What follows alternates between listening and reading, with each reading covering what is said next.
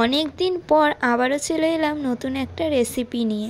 আজ বানাবো খুবই টেস্টি আর ইউনিক একটা রেসিপিটা কিন্তু আমার নিজস্ব নয়, আমি একজনের দেখেই বানাচ্ছি।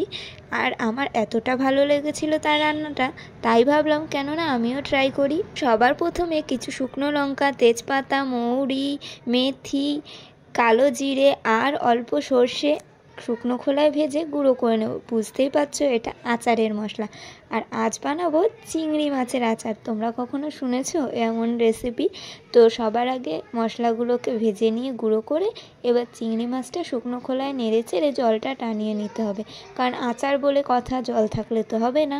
তারপর বেশ কিছুটা পরিমাণে আদা কুচি, রসুন কুচি তেলের মধ্যে দিয়ে দিলাম। আর এখানে কিন্তু সর্ষের তেলই নিতে হবে, আর তেলের পরিমাণটা আমি একটু বেশিই দিয়েছি যেহেতু আচার। তারপর চিংড়ি মাছগুলো দিয়ে আর শুকনো লঙ্কাগুলো দিয়ে দিলাম নুন আর হলুদ। তারপর কাঁচা লঙ্কা চিড়ে চিড়ে দিয়ে দিলাম। আর এখানে আমি একটু কাশ্মীরি লঙ্কার গুঁড়ো দিয়েছিলাম, যেটা ভিডিও তুলতে ভুলে গেছিলাম। আর তার আগে থেকে আমি সামান্য গরম জল দিয়ে তেঁতুল গুলে রেখে দিয়েছিলাম, সেটাকেও দিয়ে নেড়েচেড়ে মিশিয়ে উপর দিয়ে ভাজা মশলাটা দিয়ে দিলেই তৈরি আমাদের চিংড়ি মাছ আমার খুব পছন্দের। আর এই মাছটা এমনই একটা মাছ, যেই রান্নায় দেবে সেই রান্নার টেস্টই পাল্টে যাবে। তো এই চিংড়ি মাছের আচারটা ট্রাই করে দেখতে পারো, যেটা খেতে অসাধারণ লাগে। যাদের মুখে রুচি নেই, ঠান্ডা জল লেগেই আছে, তারা খেয়ে দেখতে পারো, মুখে রুচি ফিরে আসবে। ভিডিওটা রেসিপিটা কেমন লাগলো কমেন্ট করে জানিও। টাটা।